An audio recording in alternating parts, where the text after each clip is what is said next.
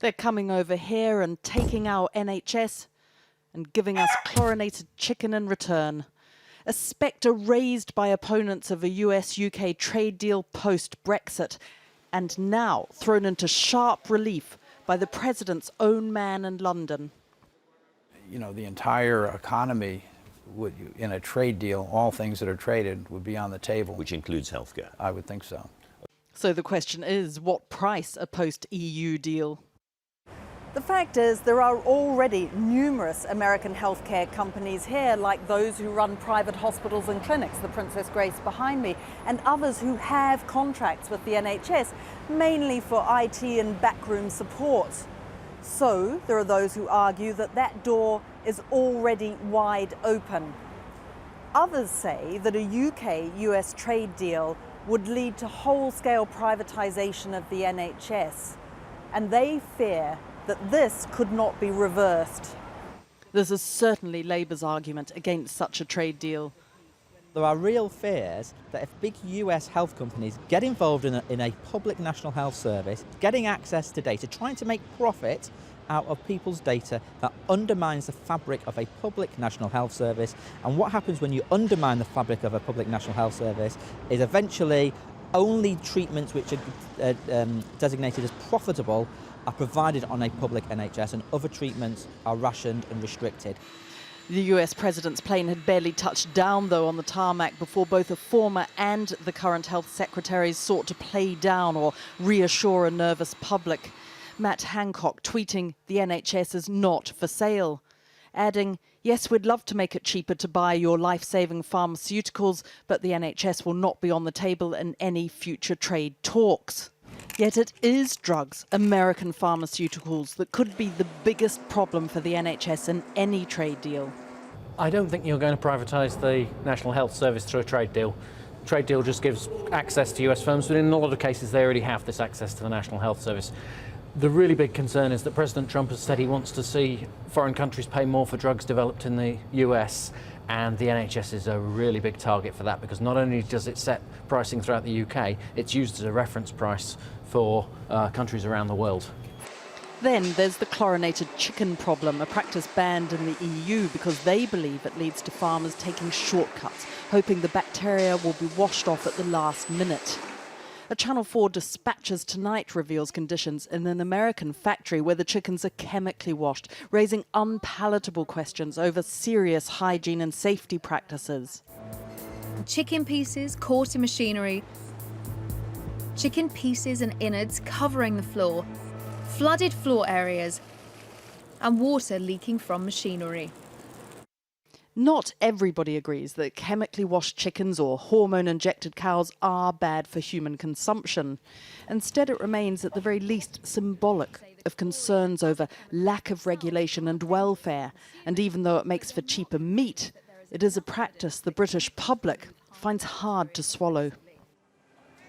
Well, Victoria MacDonald reporting, and Channel 4 Dispatches has something you might want to see before you have your supper: an undercover inside one of America's biggest poultry processors in the truth about chlorinated chicken, right after this programme.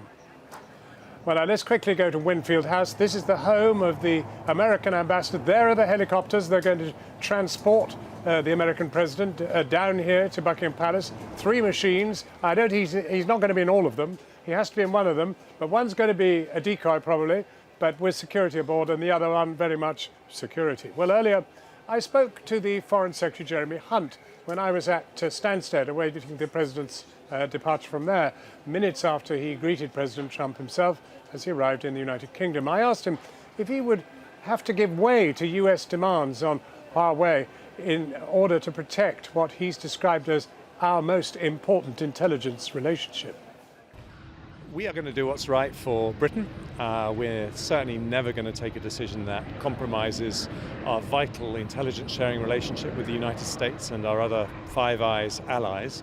And, you know, we have to look at the very, very important need to make sure there's no backdoor into our system that would allow another country to spy on what we're saying through the 5G network.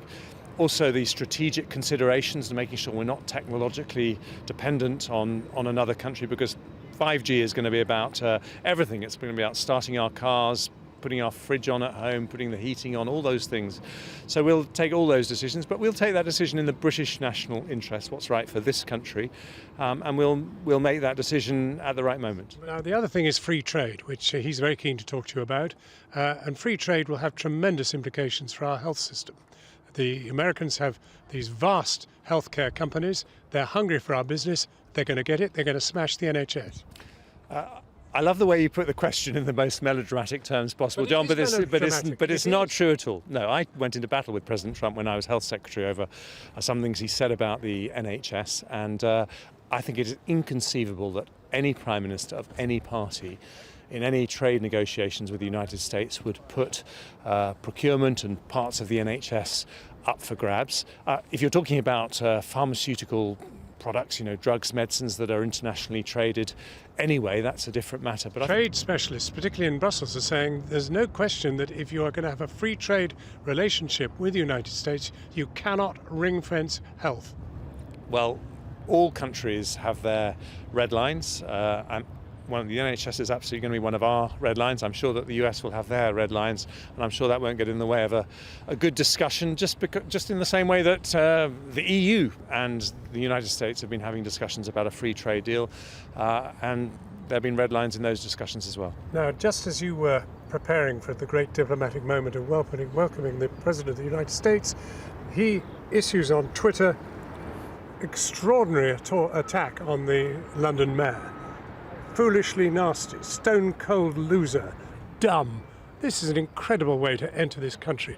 And why did he say that? He said it because in a totally extraordinary move, the Labour Party, not just Sadiq Khan, but Jeremy Corbyn, have decided they want to boycott this state visit of the President of the United States, hosted not by Theresa May, but by Her Majesty the Queen, a visit that is not about the relationship between politicians, it's not about party political policies, it's a relationship to celebrate a partnership which 75 years ago saw 1 million American servicemen in this country prepared to risk their lives for our liberty. And for Labour to say that they don't want to be part of this at all, for them to do that is just pure virtue signalling, John, and I'm afraid it's not about principle.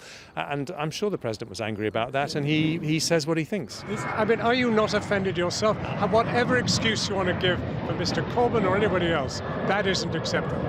John, it's not my job to approve the tweets put out by the President of the United States. There are plenty of things I don't agree with him on. We don't agree with him about the Iran nuclear deal. We don't agree with him about climate change. We've talked about the NHS, but that doesn't stop us celebrating what matters in our relationship. And when I, as Foreign Secretary, am trying to bring peace to Yemen, I work very closely with the Americans. When we're trying to remove Daesh from the parts of Syria and Iraq that they control, we work closely with the Americans. Foreign Secretary, thank you very much for talking to us. Thank you, John. Well, joining us now is the Shadow Foreign Secretary, Emily Thornberry. We'll come to what Jeremy Hunt's just been talking about, but I just want to ask you, I mean, you could have been a guest in here tonight. Is it right in the end for Labour to boycott contact with the American president? It isn't Trump. It's surely the United States that you're snubbing.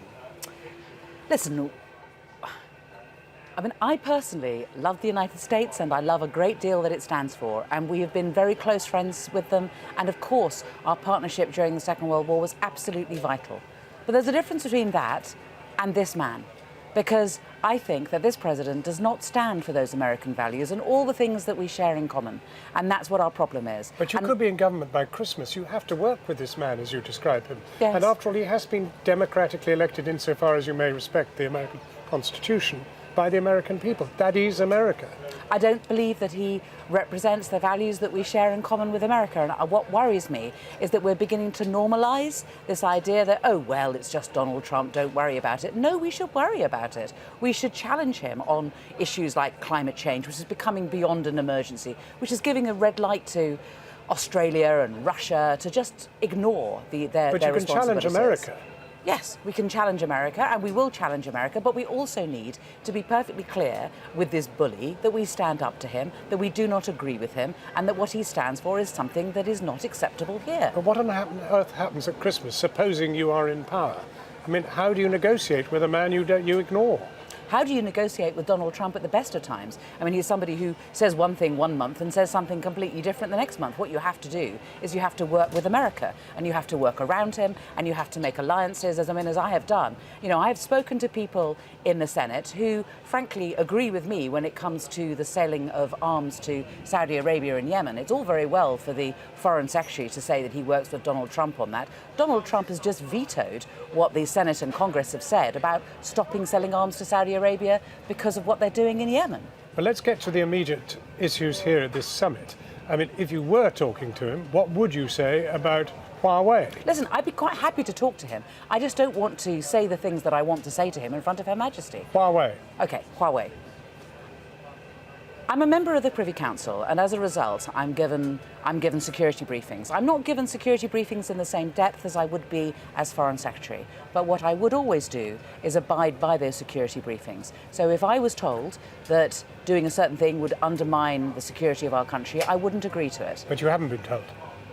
I have been given certain indications, but I have not been told in the depth. And all I'm saying is that what we would do as a guiding light when in government is pay attention to the security briefings that we're given and make decisions accordingly, and not simply brush it aside for the sake of economic expenditure.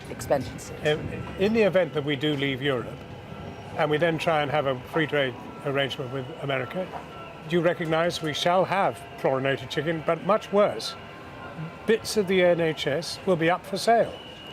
Well, the Health and Social Care Act, when it was introduced, of course left our National Health Service vulnerable to predatory American companies that could come in and try and bite great chunks out of the National Health Service. And we have to make sure.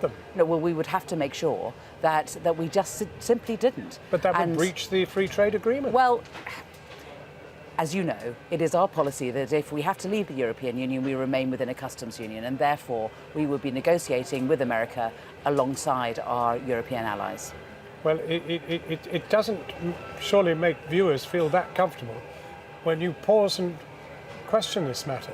No, I'm just trying to make sure that I get all the details in. So the Labour position is this, is not to say we leave Europe and we have nothing more to do with trading with Europe and we sail off into the middle of the Atlantic and we can be saved by having a free trade deal with America. I'm just asking the one very quick easy question, which is, can we have a free trade deal in which America cannot touch the NHS? Yes, because what we will do is we will continue to trade with America in line with an agreement that we come to with the rest of Europe. That's how we do it, and that's how you work within a customs union.